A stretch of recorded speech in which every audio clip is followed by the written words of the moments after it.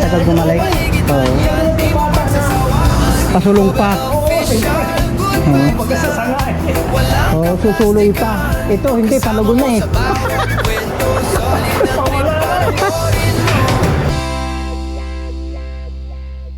Yes, hello mga kabosing.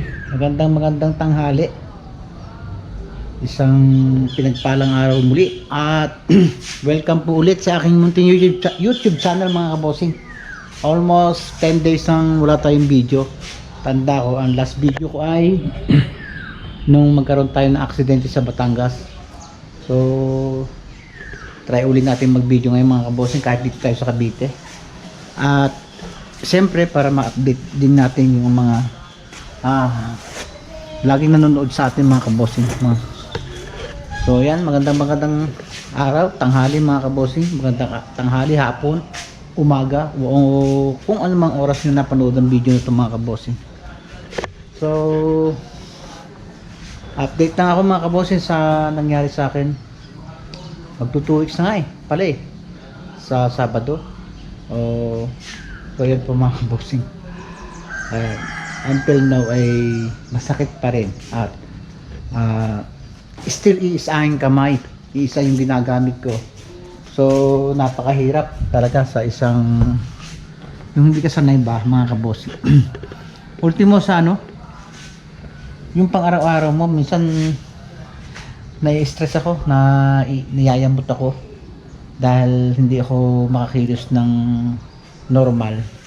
Yung dati kong nagagawa ay hindi ko na magawa. Napakarami mga kabosing. Kaya hindi na rin tayo nakakapag-video. So say for example yung number 1 mga kabosing ay yung panliligo. Grabe. Siyempre ang gagamitin mo kanan kasi kaliwa. So ang nakukuskus ko lang itong kaliwa. Pero yung side na to hindi ko malinis. Itong baba nalilinis ko. So ang minsan ang napapatuno ko sa misis ko kasi nga yung likod hindi ko makuskus ng sabon. Then kahit sa pagdumi mga kabosing ang hirap. Yung kinakailangan talaga nakabide ka. Kasi ang hirap pala pag iisa yung ginagamit mong kamay. At shout out po tayo dun sa PWD na iisa yung kamay at yung iba nga ay wala pa.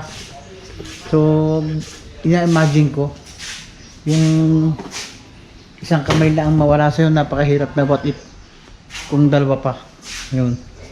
So siguro talagang ang mindset nila ay nakaset na be positive lang mga kabosing. Siguro ganun ang takbo na kanilang isip. Kasi nung mga after mga 1 week pa lang ako, minsan naiinis ako. Hirap. Ang daming mga dapat kong magawa na hindi ko nagagawa talaga. Yung mga laging ginagawa natin araw-araw, katulad niya paliligo. Ayan, ultimong pagbubukas ng bote mga kabosing. Yung bote ng tubig, mineral water, hindi mo mabubuksan talaga o isisipit mo sa ganito para mabuksan kasi nga wala mag-aalalay doon sa bote. So ngayon ay nakikilos-kilos ko na yan. So ito ay pinahilot ko doon sa Batangas, kaso hindi siya nagbago mga kabosing. And then namaga. Then pagdating ko dito ay pinahilot ko ulit sa part ng silang. Medyo nagbago-bago naman, kaya lang after one day ayun ulit sumakit. At pakiramdam ko talaga merong nasala. Then hindi ako nakontento mga kabosing. Pina-x-ray ko na para at least malaman ko kung may fracture kaya o wala. So nakita naman sa x-ray ay yung pupulsuhan ko, yung wrist, na parang nagdududa sila na may na nagkaroon ng problema. So yun lang naman, wala yung mga daliri ko, wala. Pati yung tuhod ko pina-x-ray ko rin kasi masakit din. Wala naman mga kabosing. At yun nga, sabi nila hintayin natin yung final result titingnan sa computer ng malapitan para malaman doon yung pupulsuhan. So iniisip ko naman mga kabossing, kung sakali may fracture, alam ko na ang gagawin, sasamentuhan. So matagal na proseso yung mga kabossing. Ang ginawa ko, nagtanong pa rin ako ng maghilot mga kabossing, at doon ako nagpunta sa may part ng Magallanes, Cavite mga kabossing. So yun naman, babae naman yung naghilot. So, meron naman pagbabago, pero talagang andun pa rin yung kirot sa gabi, lalo pagka malamig mga kabossing. Ang hirap, ang sakit. So yun nga, katulad ng sinasabi ko sa inyo na dapat talaga maging maingat, lalo mahirap kasi pagka buto na, napakatagal na pagkapahilom ng ng ganito. So pag sa ospital talaga to, pag may fracture ka ay semento siguro ang gagawin dito, o kaya babakalan, ganun ang gagawin, kaya sakit. Sandali ka. So ito naman ngayon mga kabossing ay naihawak-hawak ko na, hindi katulad dati na talagang totally hindi po pwede ihawak. Saldi, halika dito. Tatali muna kita. Ang cute mo eh. Ito yung aso ko mga kabossing, ang laki na, 4 months lang yan, si Saldigo. Napakakulit. Magpakatali ka muna, Saldi, at ang kulit mo eh. Ni! Ay no, tama. Ano ba to? Paano ba to magpipix? Kasi nakakawala eh.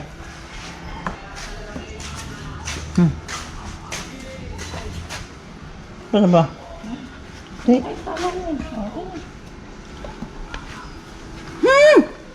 Kulit!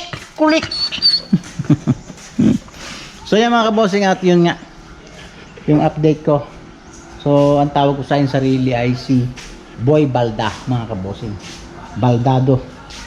Ang wala siyang wala siyang pwersa talaga. At as in yung hawak ng baso ng tubig, hindi pwedeng pagkatiwala, mabibitawan ko talaga.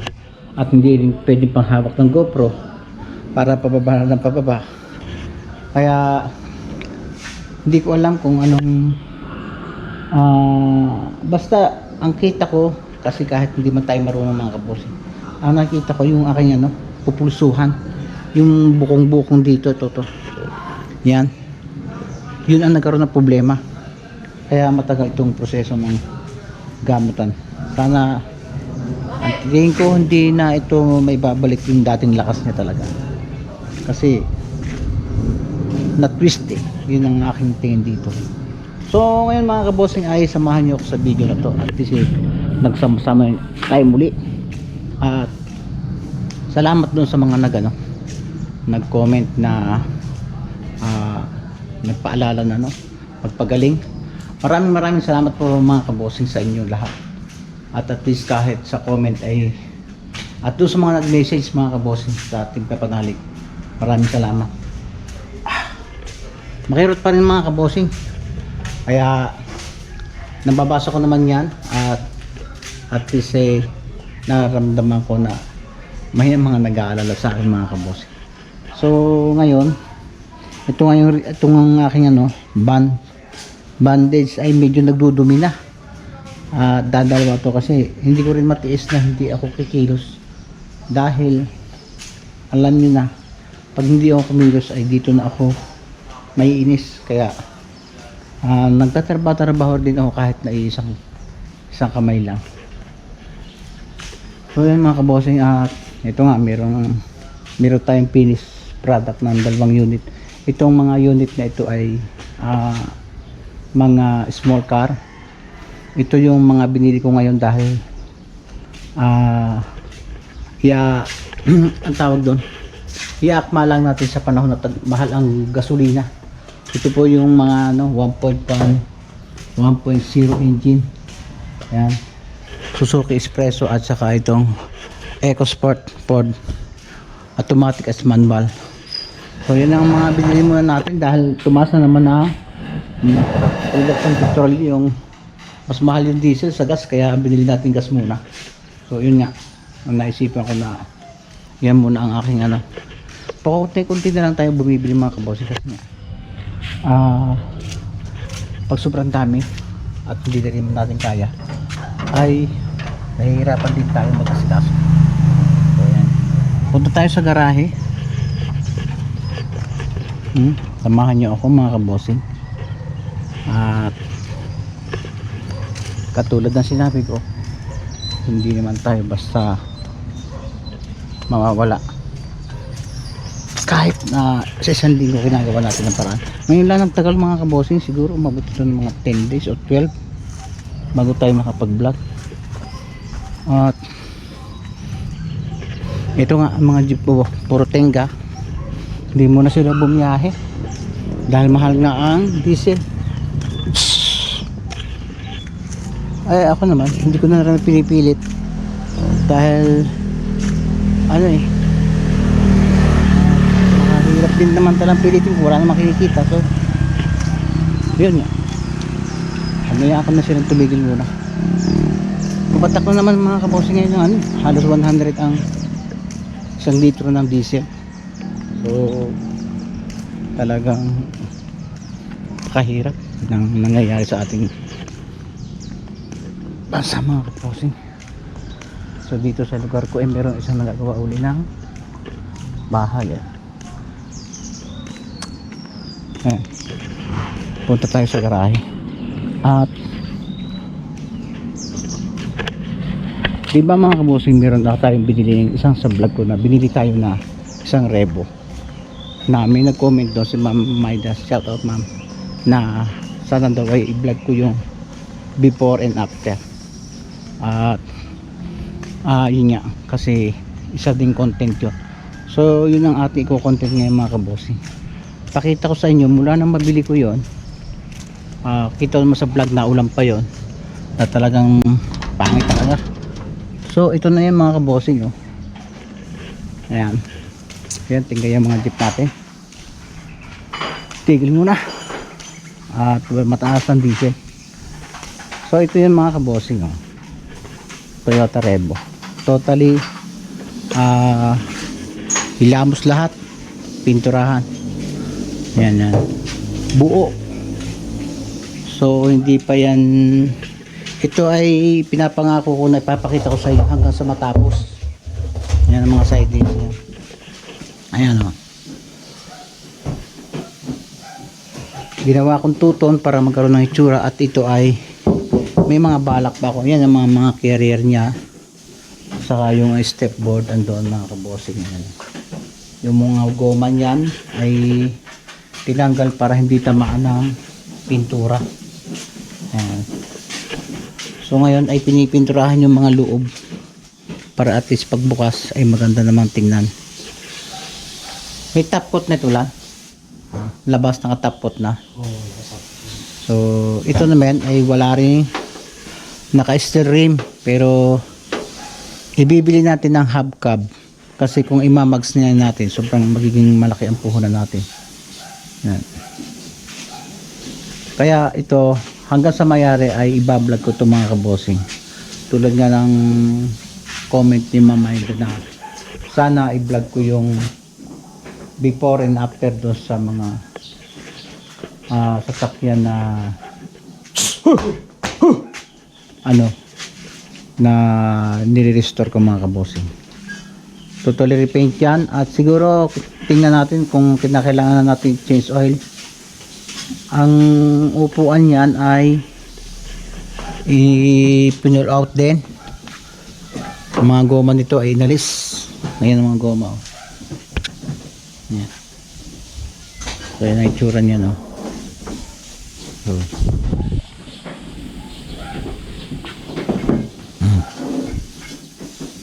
Pero nalinis ang loob nito mga kabosing. Na-detail na yan.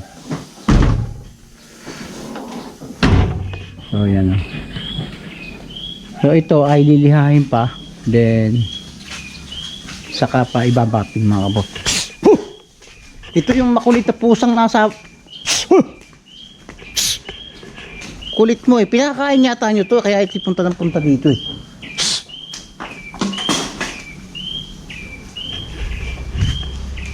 Yan. Ito naman ay yung susunod na unit, yung Ford Everest. na original paint. So ito ay hindi naman ano pipinturahan lahat, retouch lang.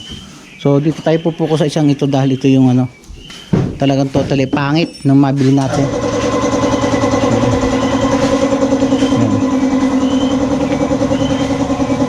Kaya hanggang sa mayari papakita ko sa iyo pati pag i-sticker mga kabossing.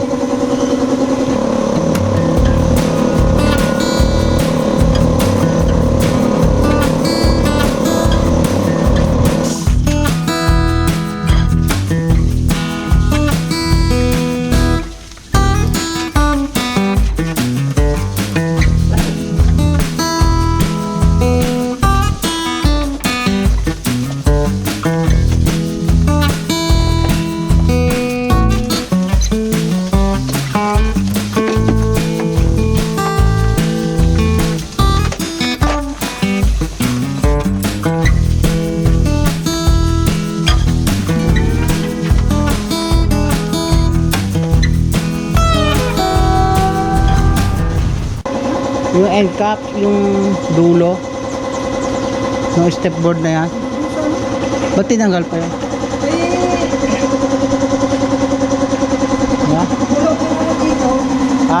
Umilat yun. Susunog eh, pati yung kabila.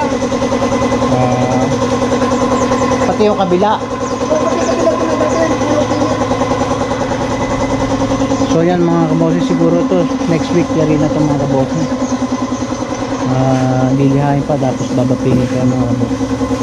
Talagang magproseso ang pag-restore. So katulad ng sinabi ko sa inyo, yan ay bablog ko hanggang sa matapos. So meron tayong balak dito na lagyan natin ng bulbar tong harap. At itong headlight hindi ko alam kung papalitan ko o i-restore ko rin. Try natin, tingnan natin. Hindi tayo nabili ng mga bago ng mga kabossing. Ang binibili natin yung mga mga surplus na at least mura-mura. Dahil kung bago ay napakamahal na. So wait lang tayo, update ko kayo pag mayayari na yan at pakikita ko sa inyo yung finished product niya mga kabossing. Ito yung papaya, naiwan papaya dito. Ba't kaya ito nagkaganito? Mula ito ng bombahan sa damo eh. Ay pinatamaan ni paring mani lang. So ayan mga kabossing, uwi muna tayo para puntahan natin yung lagyan natin ng bulbar Marian harap pag may kita ako para tingnan natin sa binibilhan ko ng sasakyan ng mga bulbar para may i-load natin sa rebong yun. Let's go. So punta tayo ng Imos doon sa binibilhan ko at mamaya bibili rin tayo ng battery para naman doon sa isang jeep ko na nalobat na dahil tumigil na yung mga driver sa pagmamaneho mga kabossing dahil mataas ang diesel. Pero kailangan natin iayos din kahit wala nagamit para at least nakandar. So sa tingin ko mga kabossing, ang yung mga jeep na yan wala na yan, totally talagang pinababagsak na yan ng ating gobyerno, pinipace out na. Pero tinatanggap na lang natin para at least hindi na tayo na-stress. Kahit naman tayo mag-rally dyan, wala rin namang mangyayari. Minsan nababatikos pa tayo ng kapwa Pilipino natin na pampagulo. So, tingnan natin pag tumaas na tumaas ang krudo kung hindi sila naapektuhan. Bukod tanging yung mga driver, ewan ko lang. At nga pala mga kabossing, meron akong naalaala. Hindi ko na ibinablog mga kabossing yung mga tinatanim kong gulay dito sa gilid. Dahil kaya rason kaya hindi ko binablog napapangitan ako. So sa nagdaang tag-ulan yan ay talagang halos nalunod yung yung mga tinanim ko. Buhay lang kangkong. okra, tapos yung mga talong wala na talaga, natunaw. Mahina rin pala ang talong. Oh, wala na yung talong talaga. Oh, yun yung kamatis natira yun. Inaabunuhan ko pa ito mga kabosing. Hirap na hirap ako magpaganda ng gulay dito, kaya nainis akong vlog.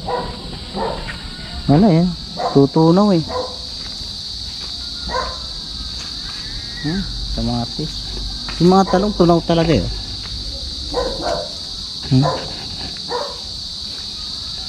Grabe, tunaw talaga.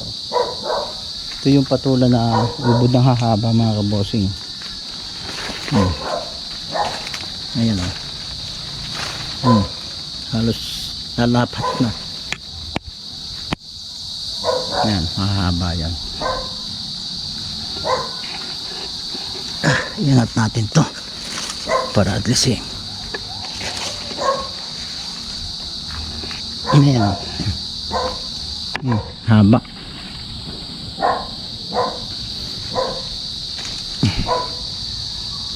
So ngayon ko lang pinakita sa inyo kasi hindi ko nagugustuhan yung mga nagiging development, kung anong ganda ng halaman ko sa Batangas. So yung ipinangit ngayon dito, wala, tunaw, kalabasa. So ito lang yung ating isang aliwan dito, kaya talagang nagagarden tayo. At itong guyabano, puro bulok yung bunga. Oh. Ayan, dahil dun sa langgam na yan. Oh.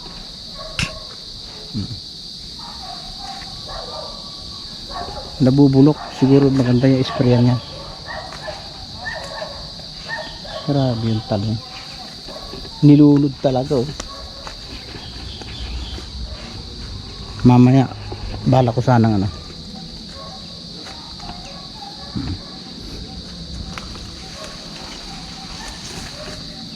abunuhan yan. Tingnan ko kung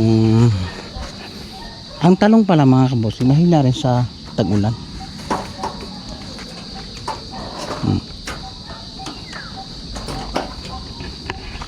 Ito, silipin ko yung kabila.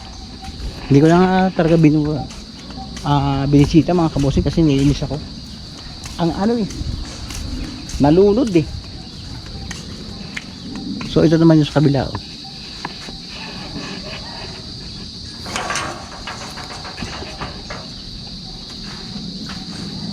Yung mga ang tawag dito, kangkong nabuhay. Wala, lunod din. Mangilan-ngilan lang yung mga nabuhay. Sili, saka yung okra. Sana makasurvive pa yung iba. Naninilaw sila mga kabosing. Pati yung okra parang napuril siya.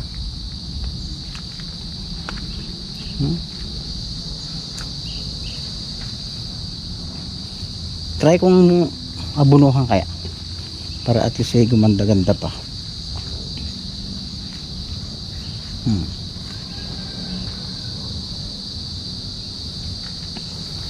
Ang tingin ko ang lupang ito nasira dun sa ini-spray kong gamot sa damo, parang nawala na ng sustansya. So yung maganda yung tuba-tuba na itinatapal ko sa aking kamay pagkahapon. Talaga ayan dahon ng tuba-tuba. Matunaw talaga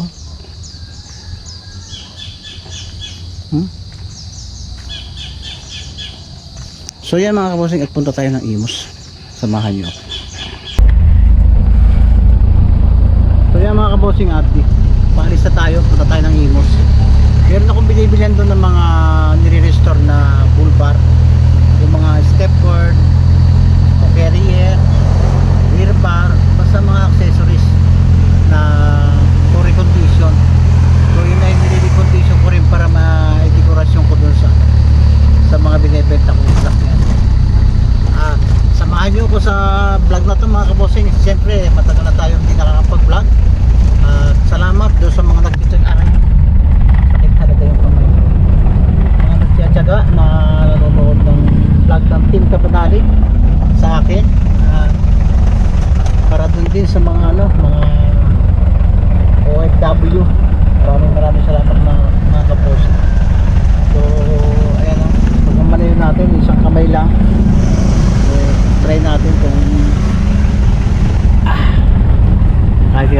taga tayo mga kabossing.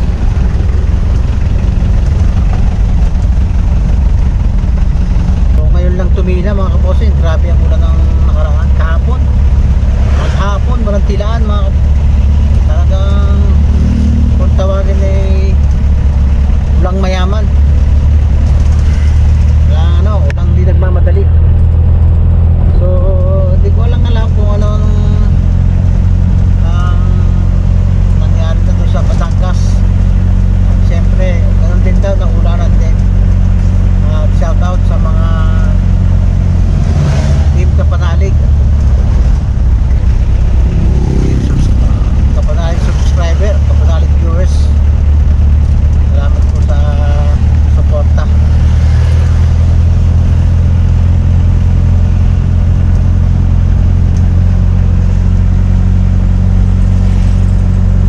Napakatagal bumalik pala ng ganito. Nainip ako. 2 weeks na eh. Magpo 2 weeks sa Saturday. Grabe.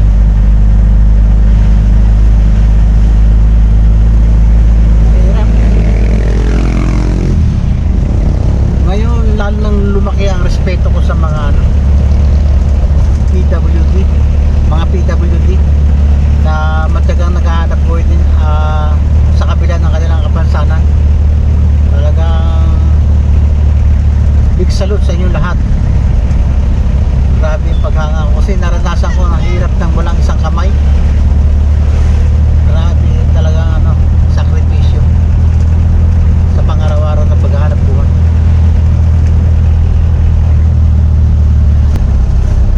Sana may makita tayo doon na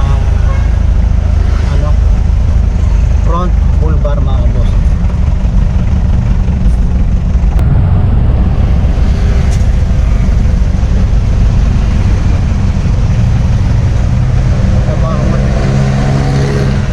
Dito tayo sa may part ng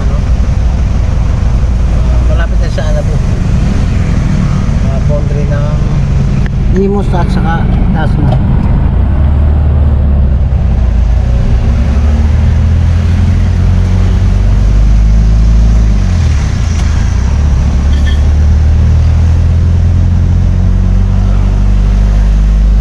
Sa ngayon parang kukunti ang bumibiyahe mga jeep. Siyempre talagang titigil ang mga driver ng jeep dahil wala na makikita, puro na lang sa gasolina pupunta talaga yung yung kanilang tinatakbo. So yun yung yung hinaing ng mga driver na hindi napapakinggan, na sa tingin ko hindi na talaga papakinggan kahit anong gawin, anong mangyari. Kaya siguro dapat maghanap na lang ng ibang mapapagkakitaan yung mga driver ng jeep. At nakikita ko rin dun sa mga nagpo-post ng anti-jeepney yung manobela na binabas din sila. So sana, ewan ko lang kung hindi nyo maramdaman pag talagang tumaas ang krudo at mawala na rin talaga yung jeep. Tingnan ko lang kung hindi kayo dumain na hindi nyo naiintindihan ang hinaing ng mga jeepney driver. So ngayon dapat i-accept na lang talaga ng mga jeepney operator at saka mga driver yung nangyayari para at least makakasurvive din kayo na hindi na umaasa sa pagmamaneho ng jeep.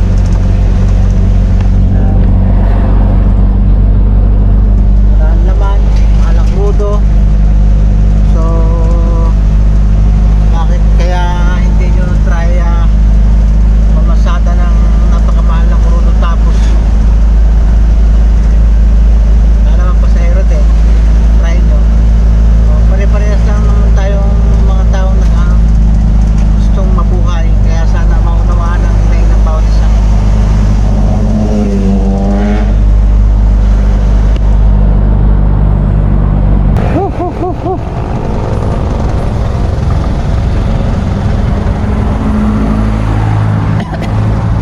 Wala yata tayong mabibili mga kabose.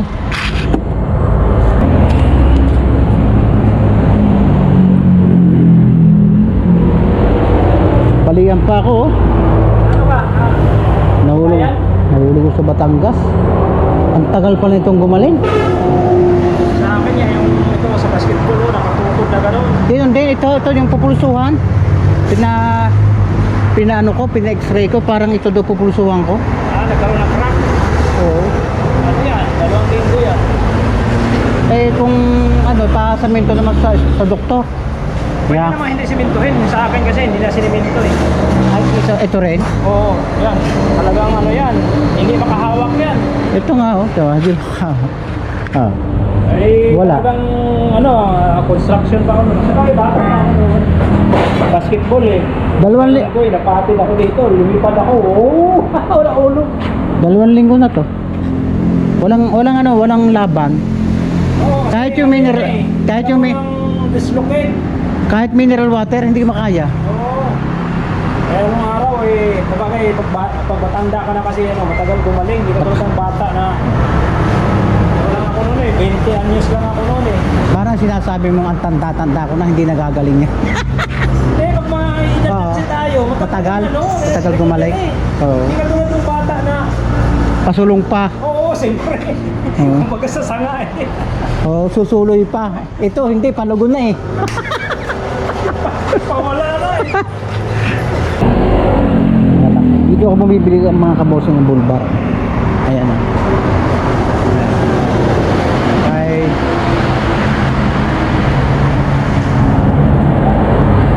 Ito yung kauna-unahang gumagawa ng mga bulbar ng sasakyan. Pero yung mga na-reject sa kanya, kinukuha ko tapos binibenta ko. Hindi na lang. Hindi ako kasi makabuhat.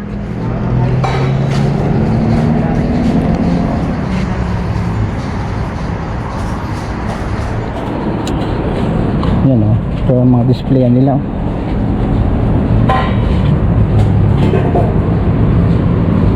Ah.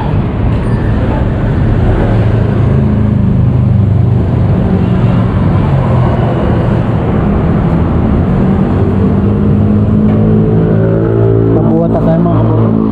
Sakit kamay. Pwede kaya yan sa mga adventure, Revo. Basta sukat ka Bigyan mo na lang, ano? Pang Rebo, okay. Hindi na lang. Wala pa naman akong paglala. Dito, huwag dito kasi tuwid to eh. Ha? Sa L3. Sa mga adventure, pwede kaya? Hindi. Pwede rin, basta wag lang masyadong ano, ikos Oo. yung ano ko. Sagat mo doon, sagat mo. Yan, okay na? Kasya na yan? Oh, mainit. Kaya lang. Hindi pa ganun lang. Hindi. Okay na yan. Sagat mo doon. Pasok yan. Kasya yan. Thank you.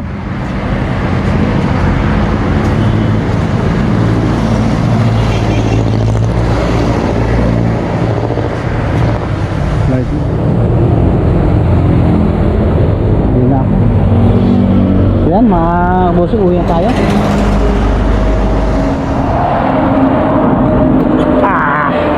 Hirap talaga ng isang kamay. Ayan ang mga kabossing, hindi. Ultima pagsasarado, hindi makapagsarado. Oh, ayan na, hindi kaya. Whew.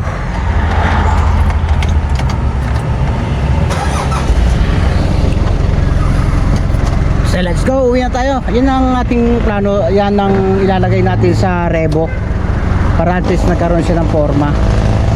So yan ay mga na-reject na. So ang gagawin natin ay ating aayusin, then kakabit natin sa unit para pumorma.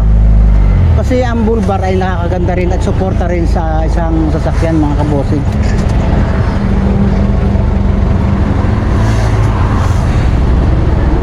So yan mga kabosing, dito na ulit tayo sa Dasma. At hindi na tayo masyadong nag-video dito sa may mga traffic. Parang mainis ka lang. Party na tayo ito ng nasa Litran. Save more than Dasma mga kabosing. So ituloy ko lang yung kwento ko mga kabosing. Ayan o. Yan. I-repair ko pa yan. I-repaint, babaking, then i-align sa pagkakabit. Dahil yan ay galing sa ibang sasakyan. Parang galing yan sa FX, yung modelong FX. So ang paglalagyan natin ay Revo, kaya kailangan tayo mag-adjust ng bracket mga kabossing. So tingnan natin kung anong magiging hitsura niyan after na ma-install natin sa Revo ng ating ginagawa. So marami tayong inaayos mga kabossing naman ganyan, kaya lang hindi natin na-vlog. So mayroon lang isang nag-suggest na comment, si Ma'am Maida, na dapat daw ay vlog for content din mga kabossing. So pagbigyan natin mga kabossing at tingnan natin kung anong magiging resulta ng Toyota Revo yan mga kabossing.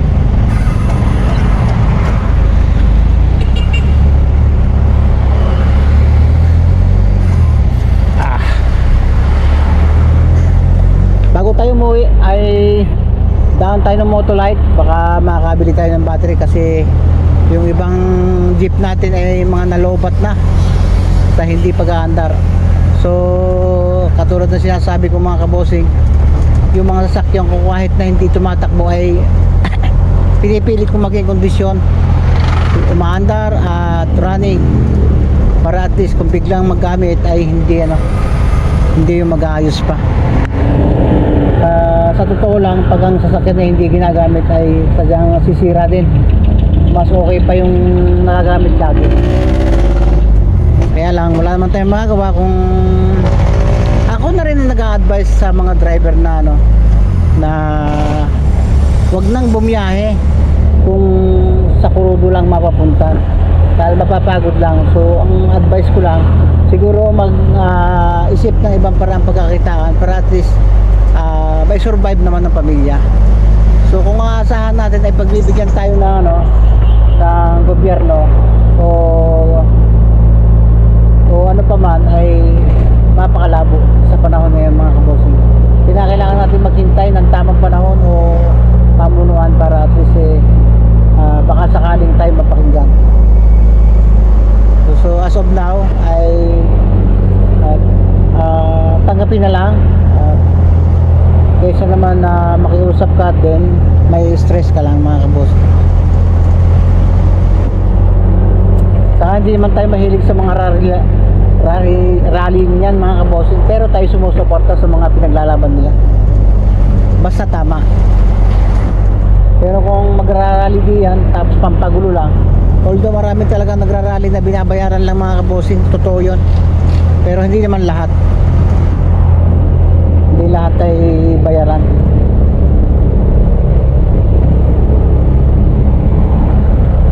Kasi yung iba kaya sumasama din sa rally na binabayaran, yun na nga, sa hirap na rin talaga ng buhay, kaya pinapakapit sa patalim talaga ang ang taong naghihirap. Kapit sa patalim ang mamamayang Pilipino, kaya kung anong kabubuhay, yung iba nga nagnanakaw na lang para at least may survive ang pamilya. Kaya hindi naman maganda yon mga kabossing. Kaya naman natin makasurvive na hindi naman gumagawa ng masama.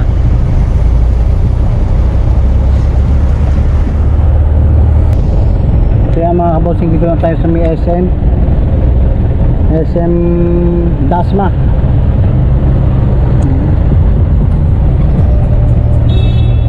Dadaan tayo sa sa Motolite at sakaling makabili tayo ng battery.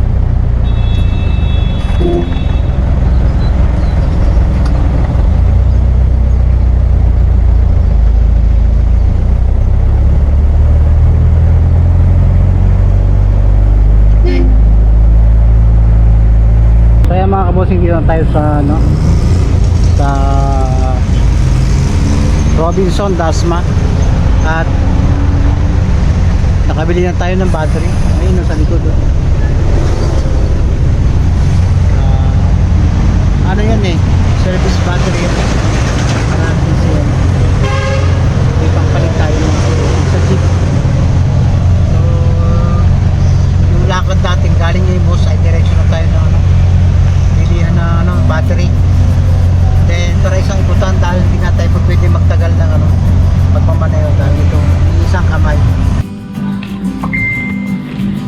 Bumili ako ng battery para doon sa jeep na yun. Nalobat na eh. Dito Lan. Dito yan sa jeep. Oo, sa jeep na yan. Sa tabi ng jeep. So ito ay iaayos natin para ilagay natin dito. Try nga natin ma. Yun yung atuwangan. Sinukat ko na. Kaya titingnan ko lang. Para maging maayos.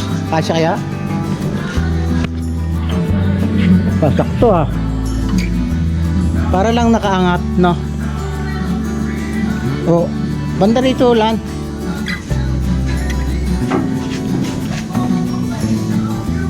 Ayan. Mar, dito ko titignan ko lang. Pipicture. Yan. Itaas mo Lan. So yan. Pipinturahan lang yan. Ano? Pakilagay mo nga ng isang battery nyo sa luma ha, para umandar ko. Saan yung battery Lan? Sa? Ito yung battery.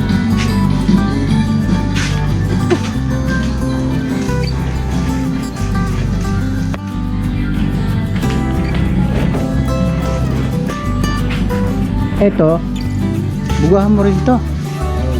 May iwan eh. Ito naman yung engine bay mga kabossing. Kahit na ito lang, hindi na siguro. Ito, pipinturahan to. Ito lang yung kapag. Sige. So yan mga kabossing, uwi tayo sa bahay. Medyo nakirot eh. Kinakailangan natin kumilos mga kabossing kahit medyo nakirot. Wala man tayong aasahang iba. So si Rap naman, yung anak ko naman ay siyempre bata pa rin naman yun. Tsaka nakasipag na mag-aral mga kabosing. Parang kakaiba siya. Kahit lalaki ang sipag mag-aral mga kabosing. Kaya minsan akong utusan. Hindi naman talaga talagang kita kong sa itsura niya talagang pagsisipag.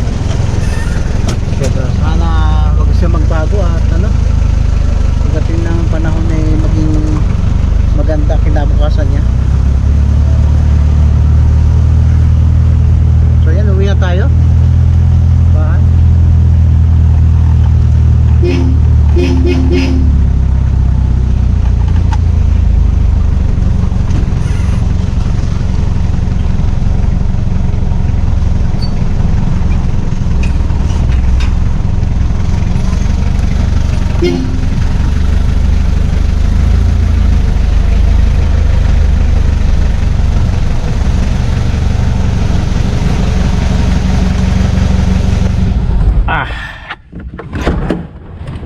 Ayan.